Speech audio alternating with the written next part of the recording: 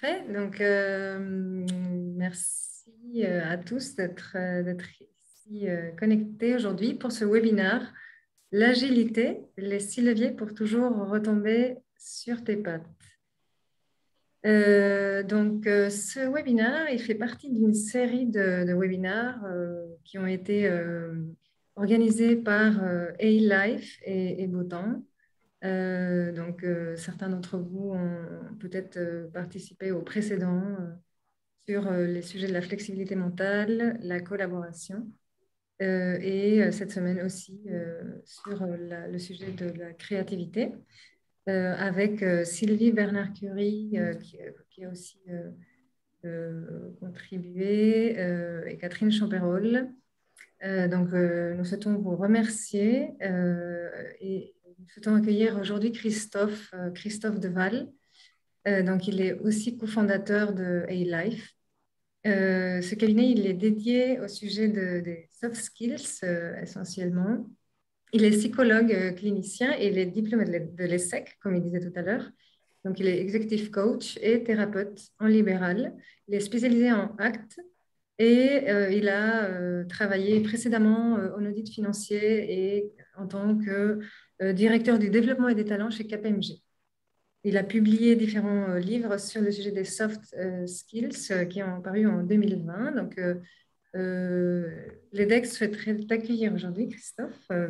Nous sommes ravis que tu sois aujourd'hui entre nous. Merci de m'accueillir. En plus, je suis très fier d'avoir fait l'opening et la closing, comme on dit, pour les saisons. Aujourd'hui, donc, on va parler d'agilité. Tu as déjà fait ma présentation, mais je vais quand même y revenir parce qu'il y a un fil rouge. En fait, dans ce que j'ai fait, alors je mets de côté la partie ESSEC, audit financier, qui était le tout début de ma carrière et qui est un peu l'intrus dans cette histoire.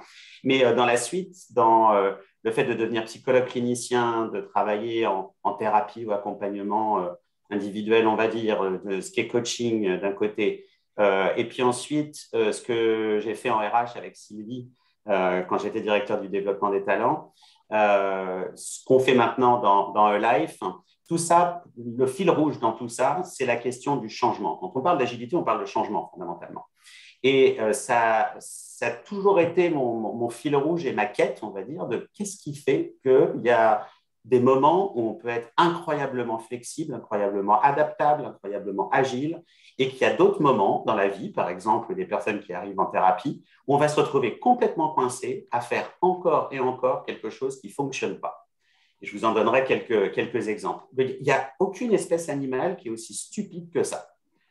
De tous les autres animaux, quand ça ne marche pas, ils arrêtent. Non, nous, on continue. Ce que je cherchais, c'était qu'est-ce qui fait qu'on est incroyablement adaptable parfois et incroyablement rigide à d'autres moments. Qu'est-ce qui fait qu'il y a des personnes qui le sont de manière générale un peu plus et de l'autre, des personnes qui sont nettement plus rigides.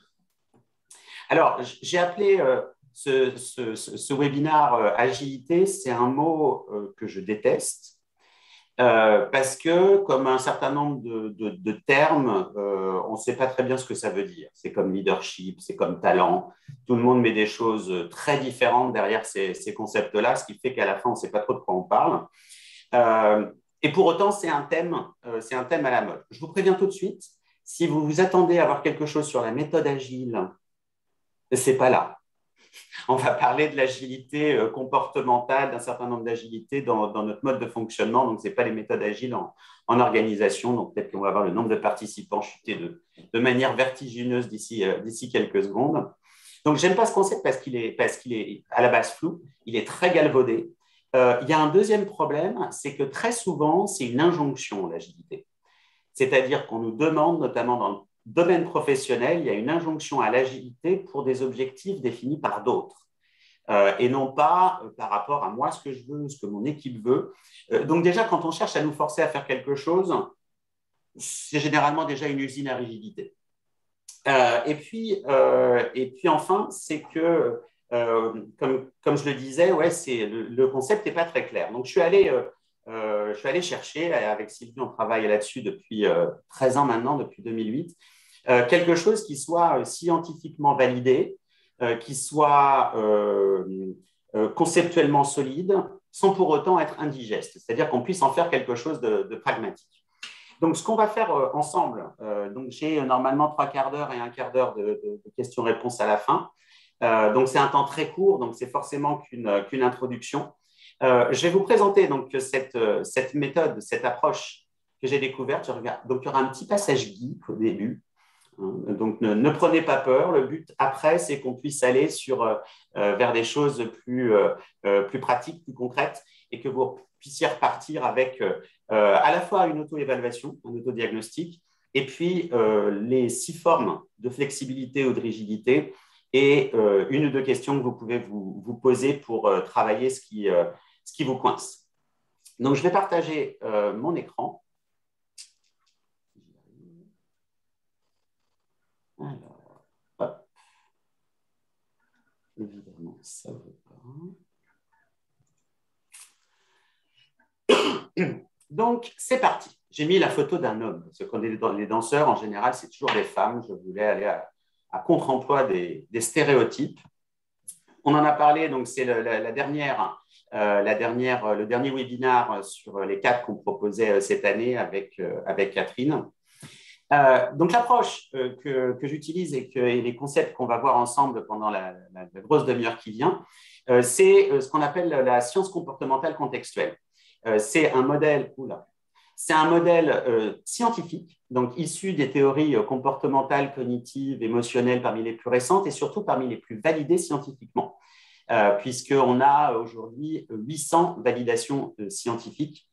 Ce qui est relativement rare. Il y a énormément d'approches autour du changement, etc., mais de valider scientifiquement, il n'y en a pas tant que ça. Et surtout, ce qui va nous intéresser, les 6 leviers dont je vais vous parler aujourd'hui, les 6 formes de rigidité ou d'agilité, ce n'est pas des choses qui sont sorties de mon petit cerveau, ce ne sont pas non plus des choses qui sont sorties seulement de la tête bien faite des personnes qui ont créé cette approche. C'est que dans ces validations scientifiques, habituellement, ce qu'on fait dans les validations scientifiques, on cherche juste est-ce que ça marche ou pas.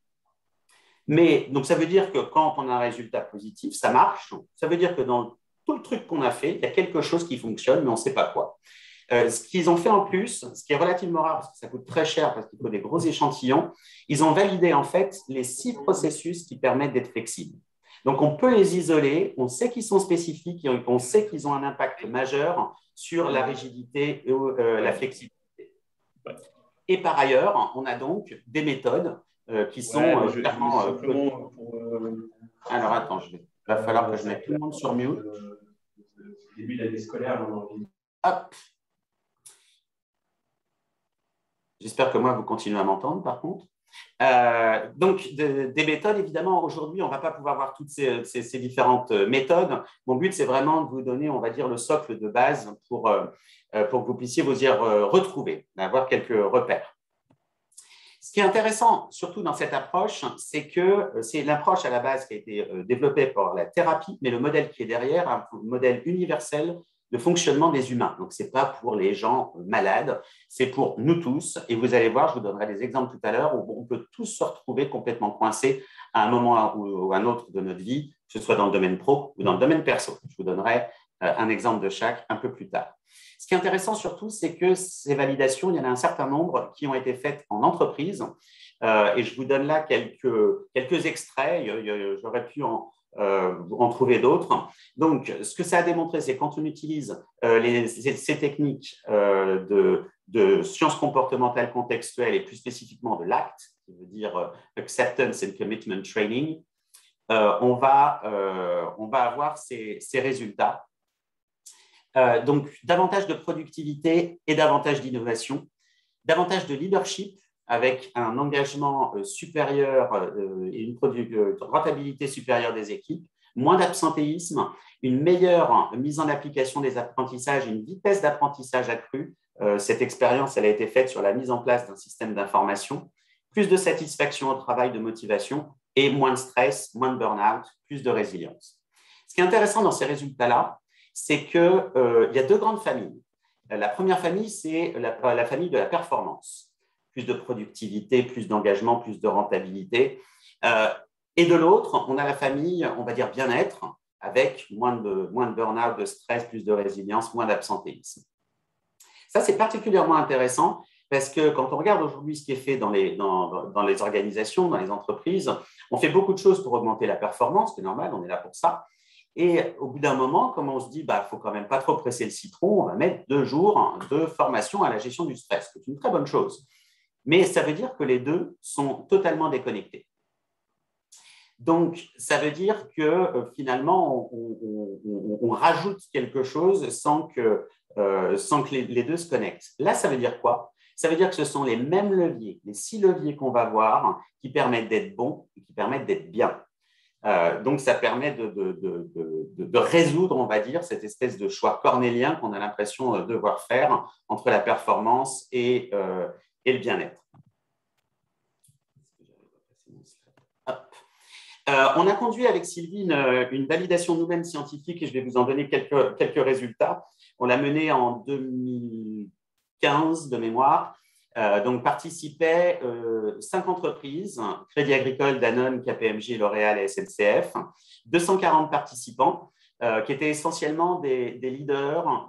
Il y avait aussi des professionnels RH dedans, mais essentiellement des leaders de ces entreprises-là. Puisque toutes les études qu'on a vues avant, en fait, portaient surtout sur des professionnels de santé ou des fonctionnaires ou des personnes qui étaient à des niveaux de responsabilité assez bas dans les organisations. Nous, on voulait finalement voir, est-ce que cette approche, qui est notre outil de travail au quotidien, est-ce que ça sert aussi pour des leaders, c'est-à-dire pour des personnes qui ont déjà développé une forme d'agilité par leur parcours et par le fait qu'ils ont eu ces postes-là. Donc, on avait un groupe expérimental qui bénéficiait de notre intervention et un groupe contrôle qui n'avait rien. Donc, on a comparé la différence entre les deux. Là, c'est le moment le plus geek, c'est le dernier. On a obtenu donc un résultat particulièrement significatif sur la WAC. La WAC, je vais vous expliquer juste après ce que c'est. C'est une mesure, une échelle d'agilité au travail et je vais vous proposer de la passer. Donc, si vous n'avez pas à proximité de vous, à portée de main, un papier et un crayon, c'est le moment. Donc, ce qu'on a obtenu, c'est une hausse statistiquement significative de la WAC, donc qui mesure l'agilité au travail. Donc, ça, c'est le bâtonnet très élevé à 7 à gauche. Et à droite, là, c'est l'inverse. Il faut qu'on ait un score le plus bas possible puisque c'est le seuil de fiabilité ou de significativité. Donc là, elle est très forte puisque c'est inférieur à 0,1. Ça veut dire quoi? Ça veut dire que la hausse statistiquement significative qu'on a observée a moins de 1% de chance d'être due au hasard, c'est-à-dire d'être une erreur. Et par ailleurs, on a une taille d'effet moyenne. Donc, il y a 3 tailles d'effet. C'est faible, moyen ou fort. Donc, ça veut dire qu'il y a une amélioration significative. Donc, la WAC, c'est quoi? C'est la Work-Related Acceptance and Action Questionnaire, où vous avez 7 items. Donc, on mesurait avant-après, et même chose pour le groupe contrôle. Donc, pour avoir une première évaluation de votre agilité au travail, vous pouvez regarder ces items et mettre une note de 1 à 7. 1, jamais vrai, à 7, toujours vrai. Et vous pouvez faire votre total. Je vais vous laisser 3 petites minutes pour enseigner ça.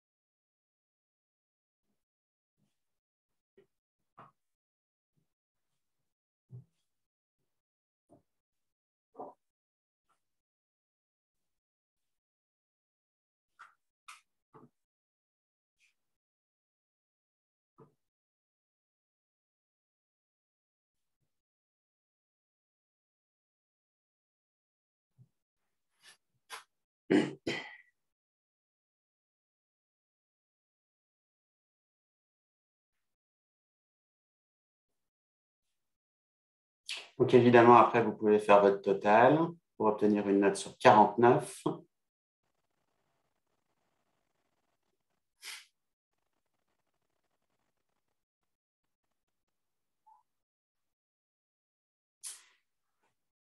Je vous laisse une dernière petite minute. Donc, de toute façon, vous aurez le replay, vous aurez aussi les slides si jamais vous n'avez pas eu le temps de tout terminer ou si vous voulez le refaire à tête reposée.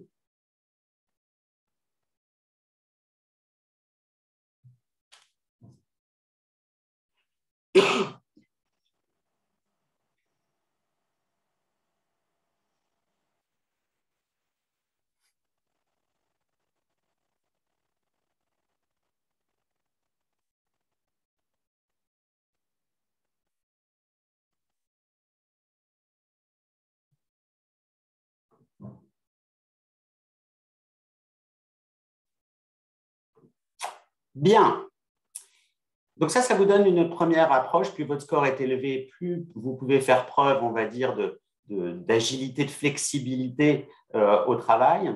Qu'est-ce qui se cache derrière ces questions-là? C'est qu'en fait, on est incroyablement adaptable, sauf dans un certain nombre de cas où il se met des choses en travers de notre route. On va voir la définition de cette flexibilité, de cette agilité. Le terme technique, c'est flexibilité psychologique. On verra ensuite ces différentes composantes. Et puis, je vous donnerai une illustration professionnelle de rigidité et une illustration plutôt perso qui devrait parler à beaucoup d'entre vous, d'entre nous. Et ensuite, je vous donnerai 6 questions à vous poser pour vous interroger sur votre flexibilité, votre agilité. Donc, la définition dans cette approche ACT, de la flexibilité psychologique, c'est quoi? C'est d'être pleinement en contact et ouvert à son environnement, et à son expérience intérieure, c'est-à-dire d'être capable de voir ce qui se passe autour de nous, mais aussi ce qui se passe à l'intérieur de nous, pour être capable de quoi? De persister ou de changer de comportement, et selon 2 critères, en fonction du contexte et en fonction de ce qui est important. Ce qui est important peut être défini au niveau individuel, mais ça peut être aussi ce qui est important au niveau collectif, par exemple, pour une équipe. Donc, c'est ça qu'on va chercher à développer, cette capacité à ajuster notre comportement en fonction des valeurs et du contexte, là où habituellement, ce n'est pas comme ça qu'on fonctionne. La plupart du temps, si on n'y prête pas attention, on agit en fonction de ce qu'on ressent. Un exemple tout bête, j'ai peur, j'y vais pas, ou bien je suis en colère, je vais montrer des signes d'agacement. Sans que je puisse le contrôler, sans même si j'y prête pas attention. La plupart du temps, on va être aussi contrôlé par nos pensées, c'est-à-dire qu'on va agir en fonction de ce qu'on pense bien, de ce qu'on pense juste, de ce qui est la bonne façon de faire. On va, par exemple, persister à se disputer avec des gens, argumenter, contre-argumenter pour montrer qu'on a raison. Et là, c'est nos pensées qui vont diriger à notre place. Peut-être que argumenter, contre-argumenter n'est pas la bonne stratégie. Et puis enfin, plus largement et plus classiquement, on agit en fonction de nos habitudes. C'est-à-dire que dans une journée, même si vous avez un travail particulièrement varié, vous avez une bonne partie de votre activité quotidienne qui est basée sur les habitudes. Tout ça, ça ne pose aucun problème 99% du temps. De réagir en fonction de nos émotions, de nos pensées ou de ce qu'on a l'habitude de faire, c'est un formidable économiseur d'énergie. Sauf qu'il y a des fois où ça va nous emmener directement dans le mur, hein, comme vous le verrez dans les exemples que je vais vous citer juste après. Donc, qu'est-ce qu'on veut à travers ces 6 leviers? C'est que maintenant, on décide en fonction des valeurs et du contexte. Dans la définition d'avant, c'était qu'est-ce qui est important. On est en train de parler de valeurs, c'est-à-dire que je puisse ajuster mon comportement en fonction de ce qui est important, en fonction du contexte, quel que soit ce que je ressens, ce que je pense ou ce que j'ai l'habitude de faire. Ça nous donne une définition opérationnelle de l'agilité. Ça ne nous dit pas encore comment on va s'y prendre, et pour ça, on va avoir besoin de descendre plus dans le détail. Donc, voici maintenant les 6 formes d'agilité. Je vais vous les décrire rapidement. Je vais vous donner après donc, un exemple professionnel de rigidité pour voir à contrario en quoi ça consiste, et puis un exemple dans la sphère personnelle. La première forme d'agilité dont on a besoin, et à l'opposé, la forme de rigidité qu'on peut avoir, c'est l'agilité de conscience. on pourrait l'appeler aussi l'agilité attentionnelle, c'est-à-dire que est-ce qu'on est en pilote automatique ou bien est-ce qu'on est en conscience donc, de ce qui se passe à l'intérieur ou à l'extérieur. Ça, c'est la première forme indispensable, puisque ce qu'on ne voit pas nous contrôle. Si je ne vois pas ce que je ressens, si je ne vois pas ce que je pense, si je ne vois pas les réactions des autres, etc., je vais continuer à agir encore et encore de la même manière en espérant obtenir un résultat différent. Donc, ça veut dire d'être capable donc, d'être connecté à soi-même, aux autres, à notre environnement pour capter ces formes finalement de feedback et d'information. Ça ne va pas suffire pour autant. C'est-à-dire que je peux avoir conscience de quelque chose sans pour autant faire quoi que ce soit ou parvenir à le changer. Ce qui nous amène aux trois formes centrales de rigidité ou d'agilité. La première forme, c'est donc l'agilité mentale, c'est l'agilité par rapport à ses pensées. La deuxième forme d'agilité, c'est par rapport aux émotions, c'est l'agilité émotionnelle. Rappelez-vous, dans les trois formes qu'on avait avant, il y avait les habitudes, il y avait les pensées, il y avait les émotions. Là, on a les pensées et les émotions. Et les habitudes relèvent plutôt de l'agilité de conscience. Je fais en pilote automatique ce que j'ai toujours fait sans y prêter la moindre attention. Et puis enfin, il y a l'agilité du soi ou du self. Donc là, c'est l'identité qu'on va s'assigner, c'est aussi la capacité à voir qu'il y a d'autres perspectives que la nôtre, donc l'empathie va rentrer là-dedans. Est-ce que je suis capable de voir finalement qu'il n'y a pas que mon point de vue? Et ça va nous amener, si je suis conscient de ce qui se passe dedans, dehors, si je suis pas rigide par rapport à mes pensées, si je suis agile par rapport à mes émotions, je suis capable d'envisager différents points de vue, différentes perspectives, à ce moment-là, je vais pouvoir ouvrir ce qu'on cherchait à faire, c'est-à-dire être connecté à ce que je veux, c'est l'agilité motivationnelle. Est-ce que je suis capable d'arbitrer entre ce qui est important, pour moi, pour les autres? Et ça va nous amener à notre point final. Puisqu'au bout du bout, c'est ça qu'on cherche. C'est l'agilité comportementale. Est-ce que je suis capable de changer de comportement, éventuellement de persévérer, mais surtout d'adopter la meilleure action, le meilleur comportement possible, étant donné ce qui est important dans le contexte dans lequel je suis. Je vais vous donner un exemple maintenant de rigidité. Imaginons une personne qui est dans un contexte de réorganisation et de changement de méthode de travail. Il est possible qu'elle n'ait pas conscience d'un certain nombre de ses réactions dans ces cas-là, c'est-à-dire qu'elle ne se rende pas compte que ce comportement est téléguidé par le point de vue qu'elle a par rapport à ça, ce que ça lui fait ressentir comme émotion et ce que ça met en cause en termes de soi. Si on rentre donc dans les trois formes d'agilité, en l'occurrence ici de rigidité du milieu, cette personne qui fait preuve de rigidité, de résistance par rapport à cette réorganisation, à ces changements de méthode, la rigidité mentale va se manifester par des jugements. Non, je ne suis pas d'accord, ils font n'importe quoi, ils n'ont rien compris, ce n'est pas comme ça qu'il faut faire, etc.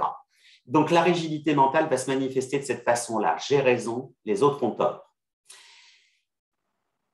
On va avoir aussi du coup de la rigidité émotionnelle vraisemblablement, puisque quand on a toutes ces pensées-là, quand on est rigide mentalement, généralement, il y a des émotions fortes qui viennent avec. Là, il est fort possible que ce soit quelque chose de l'ordre de la colère, mais il est possible qu'il y ait de l'anxiété, de la peur à l'idée de ce que ça va remettre en cause. Et si je veux me débarrasser de ces émotions-là, c'est-à-dire faire en sorte de les décharger sur quelqu'un, si je veux faire en sorte de ne pas me confronter à la peur, je vais soit éviter un certain nombre de situations, je vais éviter de me confronter à ces nouvelles méthodes, je peux éviter certaines personnes, éviter certaines tâches, je peux faire preuve d'agressivité vis-à-vis des personnes autour de moi et montrer mon mécontentement. Et vous voyez là déjà qu'on est en train d'arriver à la rigidité comportementale qui est à droite. C'est-à-dire que si ce sont mes pensées qui dirigent, j'ai raison, les autres ont tort, ils n'ont rien compris, on devrait faire autrement, que je veux absolument, je laisse les commandes à mes émotions, par exemple la colère, c'est terminé, je n'ai plus le choix. Je suis obligé de rentrer en conflit avec mon entourage. La rigidité du soi, ça peut être l'identité professionnelle, c'est-à-dire que je considère cette réorganisation, ces changements de méthode de travail comme une remise en cause de mon professionnalisme, peut-être même une remise en cause de mon statut. Et là encore, ça va venir alimenter les émotions et potentiellement la rigidité émotionnelle. Donc, vous voyez que les trois interagissent. Les trois se nourrissent les uns les autres. Ça veut dire quoi du coup? On est arrivé à la rigidité comportementale, comme je vous le disais, elle peut faire preuve de blocage, cette personne, elle peut faire preuve de résistance passive, elle peut essayer de prouver à tout prix aux autres qu'ils ont tort encore et encore, quitte à entrer en conflit, elle peut même devenir agressive, elle peut rentrer dans du sabotage, tout ça parce qu'elle a raison, rigidité mentale, il faut absolument préserver son identité professionnelle et elle laisse du coup des commandes à ses émotions. Il y a un autre aspect de l'agilité du soi dont je n'ai pas parlé ici, de rigidité plutôt. C'est à la fois l'identité, mais c'est aussi donc l'incapacité à se mettre à la place des autres et à comprendre leur point de vue. Quand je suis rigide mentalement, quand je suis rigide dans j'ai raison, les autres ont tort, je ne suis pas capable de voir que c'est relativement rare que les gens se lèvent le matin en disant je vais faire un truc débile, malveillant et inefficace aujourd'hui. C'est-à-dire que même si elles ne partagent pas cette réorganisation, ces changements de méthode. Et peut-être qu'elle a raison, mais pour autant, les personnes qui ont décidé ça l'ont fait parce qu'elles pensaient que c'était la bonne chose à faire, à tort ou à raison, mais ils ne se sont pas réveillés un matin en disant « Allez, aujourd'hui, qu'est-ce qu'on va bien pouvoir faire de débile ?» Donc, ça veut dire que du coup, elle ne peut pas agir de manière intelligente et tactique vis-à-vis de ces personnes puisqu'elle s'arrête à la rigidité mentale, les autres ont tort. Tandis que si elle faisait preuve d'empathie et adoptait leur point de vue, eh bien, il y a des chances qu'elle pourrait être un peu plus habile. L'agilité motivationnelle, c'est de perdre de vue ce qui est important. En l'occurrence, là, elle est menée par le bout du nez par la rigidité mentale, émotionnelle et du soi, sans se poser la question de finalement, qu'est-ce que je veux, c'est quoi le plus important? Est-ce que c'est de prouver que j'ai raison, qui est manifestement la stratégie qu'elle a adoptée sans s'en rendre compte? Mais peut-être que c'est le plus important, c'est juste ça peut être de garder son job. Auquel cas, il y a peut-être intérêt à être un petit peu moins, avoir un comportement un peu moins dangereux dans cet objectif. Peut-être que c'est d'entretenir de bonnes relations autour d'elle. Auquel cas, son comportement va exactement à l'opposé. Et donc, une fois qu'on peut avoir fait de la place à ses pensées, qu'on peut avoir développé cette agilité émotionnelle, avoir pu voir la perspective de l'autre, en étant conscient de tout ça, en étant clair sur ce que je veux, là, je vais pouvoir trouver la bonne stratégie. Peut-être qu'à la fin, cette personne, elle va décider, non, moi, ce qui est important pour moi, c'est de ne pas me laisser faire, parce que je pense vraiment que c'est une mauvaise idée, que c'est dangereux pour la boîte, et c'est ça qui est important pour moi. Peut-être que cette stratégie est la bonne, et peut-être pas. Donc, c'est ça qui est important dans ce modèle-là, c'est qu'il n'y a pas une voie, et surtout, ce n'est pas quelque chose d'imposé. Ça va être uniquement en fonction de ce qui est important. Et encore une fois, ce n'est pas nécessairement individuel. On peut faire ce travail-là. On le fait avec Sylvie au niveau des équipes aussi. On le fait avec des individus, mais on le fait avec des équipes pour voir est-ce qu'on a finalement, rigidité mentale, des façons de voir les choses, des façons d'interagir entre nous qui sont un peu toujours les mêmes, un peu rigides. Est-ce qu'il y a des émotions qu'on évite ou au contraire qu'on exprime un peu trop facilement dans cette équipe? Est-ce qu'on a une identité qui nous empêche de nous adapter, une identité professionnelle par exemple? Est-ce qu'on est au clair sur ce qui est important pour nous en tant qu'équipe? Agilité motivationnelle, c'est quoi nos valeurs? Et du coup, on va pouvoir après développer cette partie-là. Je vous avais promis un exemple perso, alors perso pas à moi, hein, de la vie personnelle. Et ça devrait vous rappeler des souvenirs à un certain nombre d'entre vous. Quand on parle d'agilité ou de rigidité, c'est pas en tout ou rien. Il y a des moments dans la vie, par exemple, où on peut se retrouver rigide, mais il y a surtout des domaines où on l'est plus que d'autres. Il y a un domaine où il nous arrive régulièrement d'agir de façon rigide, c'est le couple. Si je vais sur la rigidité comportementale, regardez dans les couples comment on s'engueule sur des choses généralement très futiles, hein, qui descend les poubelles, on range ou on ne range pas le linge, etc., où on s'engueule de la même manière sur le même sujet avec un résultat nul et pour autant on continue. Ça, c'est un exemple de rigidité comportementale. Qu'est-ce qui se passe pour en arriver là? Déjà, c'est qu'en général, on a une rigidité de conscience, c'est-à-dire qu'on ne s'en rend même pas compte. C'est tellement habituel qu'on tombe dans le même panneau encore et encore. Si on va sur les 3 modes d'agilité ou de rigidité du milieu, la plupart du temps, qu'est-ce qui fait qu'on s'engueule? C'est que rigidité mentale, on est persuadé qu'on a raison, que c'est notre façon de voir qui est la bonne et que c'est l'autre qui devrait comprendre que c'est comme ça qu'il faut faire. Il faut descendre les poubelles, ranger ses affaires, faire preuve de folie, peu importe ce qu'on reproche à l'autre. Comme on est dans la sphère la plus intime, c'est là où la rigidité émotionnelle s'enclenche le plus. C'est-à-dire qu'on va se sentir potentiellement, on va se sentir pas pris en compte. Si tu m'aimais, tu ferais au moins ça pour moi. C'est ça l'implicite qu'on ne voit pas. Donc, on va se retrouver sous l'emprise d'émotions fortes qui vont là encore prendre les commandes. Et puis, enfin, une rigidité du soi, c'est-à-dire qu'on se sent menacé dans notre identité de conjoint ou conjointe, dans notre identité de personne digne d'être aimée ou digne d'être pris en considération. On est tous tombés dans ces panneaux-là. Et probablement, je lève la main moi le premier, on tombe encore dedans, il suffit d'être un peu stressé, un peu fatigué, etc. Et on va tomber encore dans ce type de panneau, même si on sait que ça mène nulle part. Si maintenant, on bascule en mode agilité, la première question à se poser, c'est l'agilité motivationnelle, c'est-à-dire qu'est-ce qu'on cherche à faire dans ces situations de dispute pour des broutilles. Le véritable enjeu derrière, qu'est-ce qui est important pour nous à ce moment-là, c'est de se sentir aimé, de se sentir pris en compte, de sentir qu'on n'est pas une partie négligeable qui fait que finalement, on ne veut même pas faire cette chose pas très difficile à faire. Du coup, si le but, et en général, c'est ce que les deux veulent dans le couple, si le but, c'est de se sentir davantage connecté, aimé, pris en compte, probabilité d'y arriver en s'engueulant, 0. Mais pour être capable de se rapprocher au lieu de s'éloigner, il faut être capable de développer les formes d'agilité qu'on a vues avant, de prendre conscience de la mécanique qui est en train de se passer à chaque fois, de prendre conscience du fait que de penser que l'autre a tort et que j'ai raison, finalement, ça ne m'emmène pas très loin, voire même parce que généralement, les autres pensent exactement la même chose, ce qui fait qu'on n'avance à rien.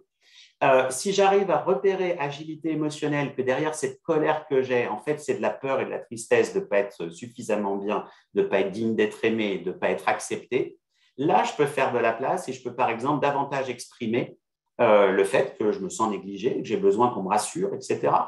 Et là, j'ai plus de chances d'avoir du rapprochement. Et du coup, je peux également faire preuve d'agilité du soi, c'est-à-dire de me rendre compte de qu'est-ce qui fait que l'autre en face ne veut pas, qu'est-ce qui fait que c'est quoi son point de vue. Moi, je pense que j'ai raison et que c'est la bonne façon de procéder, mais vraisemblablement, l'autre aussi pense la même chose. D'où le piège dans lequel on tombe. Donc, vous voyez, avec ces deux exemples, que ce n'est pas du tout ou rien et que cette mécanique-là, si on veut développer notre flexibilité, notre agilité comportementale, on a besoin de développer les 5 autres. Et la plupart du temps, ça va commencer par l'agilité motivationnelle. Donc, vous avez votre score de WAC pour avoir une première idée au boulot. Vous avez les 6 formes d'agilité, je vous ai donné quelques définitions. Pour terminer, on va voir chacune d'entre elles et je vais vous proposer 2 alternatives, 2 questions que vous allez pouvoir garder avec vous pour faire votre diagnostic sur qu'est-ce qui coince. Quand vous vous retrouvez coincé, alors comment est-ce qu'on reconnaît la rigidité? C'est très simple. C'est la plupart du temps quand on est avec des émotions fortes, en voyant qu'on n'avance pas, qu'on n'arrive nulle part. C'est soit des comportements qu'on n'arrive pas à changer, ça peut être des conflits avec les autres. Dès qu'il y a conflit, c'est que les deux sont rigides. Sinon, il suffit qu'il y ait un des deux qui descende du ring pour que le match de boxe s'arrête. Donc, la plupart du temps, dès qu'on est en situation comme ça, conflictuelle, où ça bloque, on a l'impression que les autres ne veulent pas changer et que c'est eux qui sont rigides, vous pouvez être à peu près sûr que la plupart du temps, on devient comme eux et qu'il faut balayer devant notre porte. Donc, voyons les questions clés pour chacune de ces formes d'agilité. L'agilité mentale, l'agilité de conscience. Donc, c'est est-ce que j'arrive à repérer ce que je pense et ce que je ressens? Est-ce que j'arrive à voir ce qui se passe à l'intérieur de moi sur le moment? Ou est-ce que c'est des choses seulement que je me dis après coup, en me disant « Ah mince, j'aurais pas dû faire ça, c'est juste que j'étais tellement en colère ». Est-ce qu'on est conscient sur le moment de l'environnement, mais aussi des réactions des autres quand on dit quelque chose?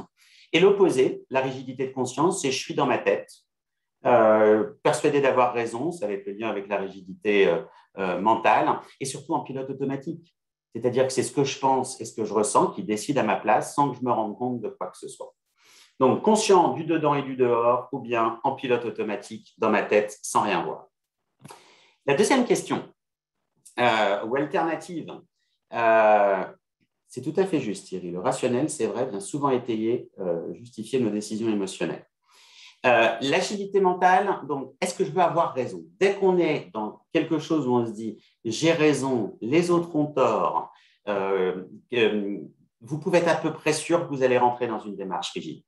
Est-ce que je prends mes pensées pour la vérité, ce qui est à peu près la même chose que d'avoir raison, des règles absolues, des sortes de tables de la loi auxquelles on ne peut pas déroger alors que vraisemblablement personne ne les a écrites pour toujours, pour l'éternité.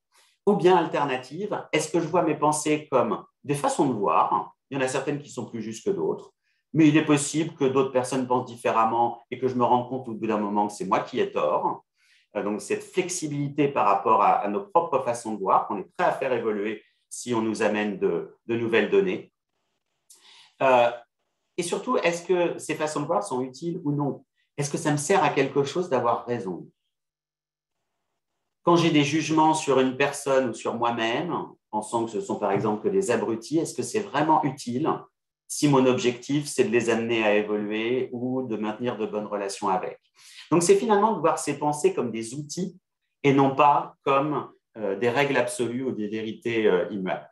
Ce qui ne veut pas dire, je ne suis pas en train de défendre les fake news et le relativisme actuel par rapport aux faits, loin de là.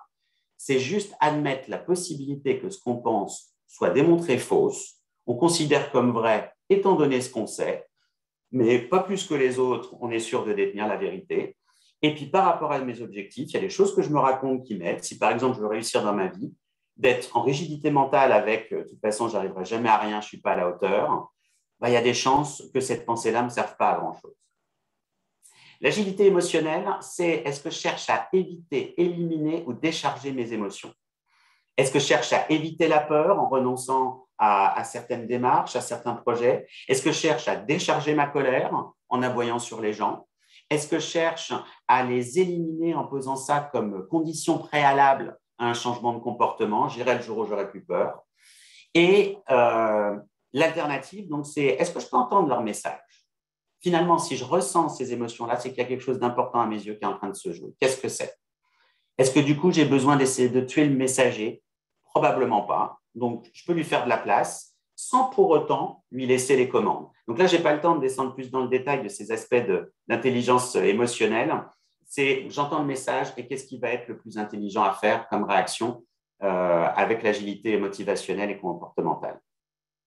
L'agilité du soi, est-ce que j'ai une identité rigide, un rôle? Est-ce que j'ai une identité dans laquelle je peux facilement me sentir menacé? Mon identité de chef, mon identité de manager, de leader, mon identité de parent.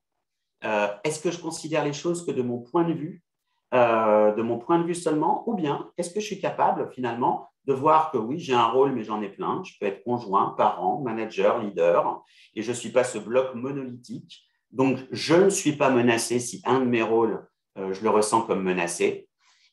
Et puis, est-ce que je suis capable d'adopter d'autres perspectives, hein, c'est-à-dire de voir que je pense que j'ai raison et l'autre en face pense aussi qu'il a raison. Comment ça se fait? Personne ne se dit, je pense des trucs débiles. Tout le monde pense que c'est intelligent et que c'est ça qu'il faut penser. Donc, d'adopter finalement ce mode de curiosité par rapport à ces différentes perspectives.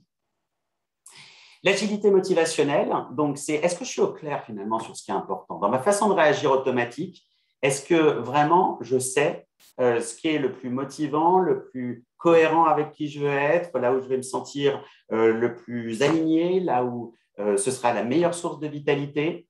Est-ce que je suis juste attaché à des récompenses externes et immédiates, de l'argent, un statut, etc., ce qui veut dire que je suis attaché à quelque chose qui ne dépend pas de moi et qui peut m'être enlevé, contrairement aux valeurs? Et donc, l'alternative, c'est est-ce que j'agis selon des valeurs, les miennes, celles de mon équipe, par exemple, et est-ce que j'arbitre entre elles, puisqu'on ne peut pas tout avoir, malheureusement. Ce qui va donc nous amener, puisque c'est toujours notre point final, à l'agilité comportementale, est-ce que je fais preuve de persévérance rigide, c'est-à-dire que ça ne marche pas depuis des années, mais je continue encore et encore, d'instabilité, c'est-à-dire que je ne suis pas capable de me tenir à quelque chose, ou bien encore d'immobilisme. je suis incapable de me mettre en mouvement. Généralement, derrière ça, il y a de la rigidité émotionnelle et mentale. Ou bien, est-ce que j'agis de façon efficace en fonction de nos deux critères dont je vous parlais tout à l'heure, en fonction du contexte et en fonction de ce qui est important. Si vous voulez en savoir plus, il y a un certain nombre de bouquins que j'ai écrits, dont 2 avec Sylvie, sur cette méthode appliquée aux relations, donc sur l'empathie, la flexibilité relationnelle. Vous avez tout pour réussir et plutôt sur le boulot. Découvrir l'acte, ça vous donne, on va dire, ce qui se passe dans l'arrière-boutique, dans la cuisine. Donc, c'est un ouvrage grand public, mais plutôt pour les psys, qui montre finalement ce qui se cache derrière cette méthodologie. Et puis, mon petit dernier, Soft Skills, où vous avez un chapitre à chaque fois sur un certain nombre de choses dont on a parlé ici. Valeur essence, c'est l'agilité motivationnelle. Flexibilité mentale, c'est l'agilité mentale. Intelligence émotionnelle, c'est l'agilité émotionnelle. Empathie et bienveillance, ça rentre dans l'agilité du soi, etc. Donc, avec des exercices très pratiques pour développer ces différents aspects. J'ai terminé. Je ne partage plus mon écran. Merci beaucoup, Christophe. N'hésitez pas si vous avez des questions. Alors. Peut-être, Christophe, tu peux revenir sur l'échange. Ah, Servan est là. Bonjour, Servan. Peut-être, Christophe, tu peux revenir sur l'échange. C'était intéressant avec Thierry, en fait, parce que là, ça illustrait pas mal ce que tu étais en train de dire, toi, sur l'articulation entre les pensées et les émotions, et que parfois, la phrase qui dit « dans la vie, il faut choisir entre avoir raison ou être heureux », ça peut poser question. Et je disais, bah oui, parce que ça dépend du contexte, ça dépend de ce qu'on veut, ça dépend des valeurs, ça dépend des règles. Donc, il y a peut-être un petit truc là. Je ne sais pas si Thierry veut poursuivre la question. Sinon, si tu as quelque chose, toi, à en dire. Alors, écoute, je revois la question parce que comme je ne lisais pas le chat… Ben, normal. Je pense pas, je suis pas sûr que ce soit ça. C'est pas un problème de vouloir avoir raison. Le problème, c'est de tout faire pour avoir raison sans qu'on l'ait choisi. Donc, c'est pas pour être heureux. Oui, on peut laisser tomber un certain nombre de choses. Je suis même pas sûr qu'on soit plus heureux avec ça. L'idée derrière ça, c'est vraiment d'être au clair sur qu'est-ce qui est important pour moi. Je peux vouloir batailler pour montrer que j'ai raison. Si c'est ça qui est important pour moi, très bien, j'y arriverai ou j'y arriverai pas. Si par contre, je veux, comme dans l'exemple que je donnais, préserver mon emploi, avoir la paix, préserver des relations, peut-être que ça va demander un type de comportement un peu différent. Donc finalement, toute cette méthode-là, c'est vraiment faire ses choix et assumer. Et oui, à chaque fois, il y a un prix à payer. Ça, c'est la mauvaise nouvelle. Et généralement, qu'est-ce qui fait qu'on est rigide? C'est qu'on ne veut pas passer à la caisse. On cherche la solution où il n'y aurait pas de prix à payer. Je vous donne un exemple que j'ai régulièrement. Des personnes qui se plaignent d'avoir trop de travail, etc., qui sont donc très en colère contre leur manager, pour autant n'ayant jamais rien dit au manager ou à la manager en question. Tout simplement, donc, en train de pigner de manière rigide, montrer son mécontentement sans avoir rien dit, parce que tout simplement, la solution qu'elle cherche, là, c'est soit je continue à avoir du boulot et j'assume, option A, soit je me manifeste et il y aura peut-être un prix à payer, option B. Et là, en fait, elle est coincée, cette personne, parce qu'elle attend l'option C qui est que mon manager arrête de me donner plus de boulot sans que j'ai besoin de dire quoi que ce soit. Avec une forme de rigidité mentale, c'est quand même bien évident que j'ai trop de boulot. Ça se voit, non? Du coup, je peux être très énervé en plus, rigidité émotionnelle. Problème, l'option C, elle n'est pas sur la table. Et on peut se retrouver bêtement comme ça, piégé, en mode rigide pour ce type de choses. Donc oui, il n'y a rien de difficile. Enfin, il n'y a rien de difficile dans la vie, il y a que des choix difficiles à faire. Il n'y a rien de compliqué dans la vie, il y a que des choix difficiles à faire. Et souvent, on a du mal à les faire. Et donc, c'est compliqué. Peut-on revoir la diapo avec la bibliographie? Ça devrait pouvoir se faire. Il y a une question de Benoît aussi, hein, le béni oui-oui. Alors, écoute, pendant que je partage mon… Mon écran, dis-moi, parce que moi, je ne vois plus. Oui, oui, c'est ça. Le béni oui-oui, Christophe, est-ce que c'est le plus agile? Bah, pour moi, c'est rigide, il dit tout le temps oui, oui. Bah, s'il est tout le temps bien dit oui, oui, il y a des chances que ce soit une forme de rigidité. Mais des fois, c'est bien d'être oui, oui. Parce que ça ne sert à rien d'être non, On, non. on est vraiment là dans cette notion de variabilité comportementale. Donc, effectivement, d'être béni oui, oui tout le temps, c'est une forme de rigidité. Il y a des fois où il faut prendre position, il y a des fois où il faut s'opposer, il y a des fois où il faut négocier, il y a des fois où il faut être béni oui, oui, il y a des fois où il faut s'écraser, il y a des fois où il faut s'en aller. Et qu'est-ce qui va nous permettre de le déterminer? Ça, c'est toujours nos deux critères. Valeur, qu'est-ce qui est important pour moi? Contexte, le contexte dans lequel je suis. Il y a des personnes avec qui, par exemple, je vais pouvoir m'affirmer. Parce que j'ai régulièrement en accompagnement des personnes qui arrivent pour des situations de travail, qui sont allées voir un psy qui leur a dit « Ouais, il faut faire preuve d'affirmation avec votre chef. » Ben, sans savoir ce qui est important pour la personne et sans connaître le contexte, ben, j'en suis pas si sûr. De manière générale, oui, on a souvent intérêt à s'affirmer plus, mais il y a des contextes où c'est extrêmement dangereux. Il y a des contextes où, en fait, la seule stratégie possible, c'est de s'en aller ou se taire. Alors, OK, ce n'est pas la majorité, mais en tout cas, c'est vraiment de pouvoir être plus sensible au contexte et donc plus efficace dans. Alors, pendant que tu cherches le slide, après, il y aura… Non, je ne cherchais plus le slide, je parlais, donc là, j'ai trouvé le slide. Voilà. Et puis, pendant ce temps-là, je te pose la question suivante. Oui, vas-y. Alors, Christophe, comment est-ce que tu positionnes l'assertivité ou comment positionnons-nous l'assertivité par rapport à ce qu'on explique là? Du coup, je viens en partie de répondre à la question. C'est pas grave, Christophe. En fait, on est toujours sur cette variabilité de comportement. C'est-à-dire, qu'est-ce que j'ai dans ma palette ou est-ce que j'agis toujours de la même manière? L'assertivité fait partie des compétences et des comportements dont on a besoin pour être efficace. Pour autant, ça ne veut pas dire qu'il faut tout le temps être assertif. Sinon, on introduit une forme de rigidité. Il y a des fois, il faut taper du poing sur la table. OK, c'est relativement rare et c'est coûteux relationnellement. Il y a des fois où la fuite est la bonne stratégie parce que tous les combats ne valent pas la peine d'être menés. Mais par contre, oui, j'ai besoin d'avoir dans ma palette l'assertivité. Donc, c'est toujours cette histoire de qu'est-ce que j'ai dans ma palette et est-ce que je l'utilise à bon escient? Pour avoir côtoyé des gens qui étaient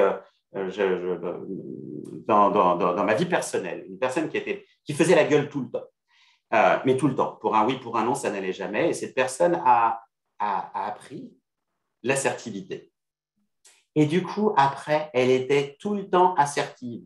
Je me prenais, au lieu de faire la gueule, c'était oui, quand tu fais ça, voilà ce que je ressens, gna gna gna, genre 10 fois par heure. Je peux vous dire qu'au bout d'un moment, l'assertivité, ça ne marche pas. Donc, parce qu'on avait remplacé une rigidité par une autre. On avait remplacé la forme rigide, faire la gueule, par la forme rigide, assertivité. Donc, oui, on en a besoin, oui, c'est très important. Et puis après, comme toujours, qu'est-ce que je veux? C'est quoi le contexte? Et c'est quoi mes valeurs et c'est quoi qui est important pour moi? Parce que c'est là où j'utilise ou pas ces outils qui sont dans la boîte à outils. Bon, Joseph est satisfait. Est-ce qu'il y a d'autres questions ou remarques avant que nous quittions? Ou feedback peut-être? Est-ce que ça répond à qu'est-ce qu'ils en pensent de cette agilité-là avec ces composantes? Quels outils pour choisir un employeur agile? Bon, ça, c'est une conférence à part. Oui, voilà. Je ne suis même pas très sûr de comprendre la question. Bah si, un employeur qui ne fera pas suer, quoi. C'est un sujet intéressant, ça, au niveau des organisations. Parce que les organisations oscillent la plupart du temps entre trop de rigidité et trop de bazar. Et la plupart du temps, quand elles grossissent, elles introduisent de la rigidité de partout. On va avoir de plus en plus de règles, de process, etc. Ce qui est normal, ça permet de gagner du temps. Et en même temps, c'est ça qui empêche de bouger. Donc, il y a vraiment toujours cet arbitrage entre ce qu'on a besoin de… Ce que je vous disais en intro, on fonctionne la plupart du temps en fonction de nos pensées, de nos émotions, de nos habitudes, et ce n'est pas un problème. Il peut y avoir une forme de rigidité là-dedans, mais qui n'est pas coûteuse. Donc, la question, c'est vraiment de pouvoir de temps en temps faire un pas de côté, se poser la question de quelle est la meilleure approche. Il y a une question de Thierry, en fait, sur comment on travaille finalement cette agilité. C'est-à-dire que sur les trois agilités du milieu, l'agilité mentale, émotionnelle, l'agilité du soi, par quoi on commence? En fait, comme je vous l'ai, j'espère, montré, en fait, les trois interagissent, donc ça n'a pas beaucoup d'importance. Ça n'a pas beaucoup d'importance et en fait, la plupart du temps, il ne faut pas commencer par cela, il faut commencer par l'agilité motivationnelle. C'est-à-dire de clarifier ce qui est important pour les personnes. Si vous avez une personne, par exemple, très rigide, c'est des cas qu'on voit plutôt en thérapie, ça me fait en coaching aussi, des personnes très rigides mentalement, c'est-à-dire qui ont raison, qui veulent rien envisager autrement, etc., avec des techniques de développement de la flexibilité mentale, ça ne marchera pas. Par contre, on va pouvoir y aller directement vers la droite, de dire, OK, vous avez raison, vous ne voulez rien changer, super. Qu'est-ce que ça donne? Qu'est-ce que ça donne en termes de relations, en termes de sérénité pour vous, en termes de progression professionnelle? C'est quoi qui est le plus important pour vous? Est-ce que vraiment c'est d'avoir raison ou est-ce qu'il y a autre chose? Là, on va pouvoir commencer à déverrouiller un peu cette rigidité. La personne ne changera peut-être pas d'avis, mais elle va peut-être commencer à prendre des distances avec ses pensées en se disant, ouais, il faut peut-être quand même que je fasse gaffe. Je pense que j'ai raison, il faut peut-être quand même que j'arrête de déconner. Donc, on va introduire un peu de mouvement là-dedans. Donc, après, est-ce qu'on les travaille de front ou séparément? Tout dépend des contextes. Si on est dans un contexte de coaching ou de thérapie, généralement, on va travailler tout ça un peu en même temps, dans une même séance. Si on est dans un contexte de formation, évidemment, on va les séparer et l'ordre n'a pas d'importance. Et puis après, c'est pour ça que je tenais à vous parler de l'exemple de couple, c'est que tous, à un moment donné, on est rigide mentalement, on est rigide émotionnellement, etc. Et puis après, il y aura des dosages en fonction des personnes. Donc, tous autant qu'on est, on a besoin finalement de développer ces six-là. Même la flexibilité de conscience dont on n'a pas tant parlé que ça, c'est pas pour rien qu'il y a plein d'exercices de méditation, de pleine conscience, etc. Parce qu'on est finalement très peu entraîné à observer ce qui se passe à l'intérieur de nous, à observer ce qui se passe chez les autres, dehors, etc. Donc, tous autant qu'on est, on peut bénéficier des six, donc l'ordre n'est pas très important.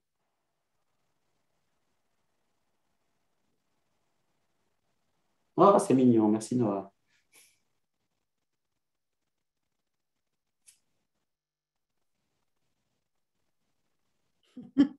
Oui, oui, au contraire. Oui. Au contraire. En fait, les personnes très agiles, en fait, quand on parle d'agilité, on parle d'adaptabilité. Donc, et je pense que là, il y a une question de définition derrière ce que Sophie met derrière agile. Parce que, ouais, une personne agile, elle va voir les règles, elle va voir les jeux politiques, elle va voir c'est quoi les implicites dans cet environnement.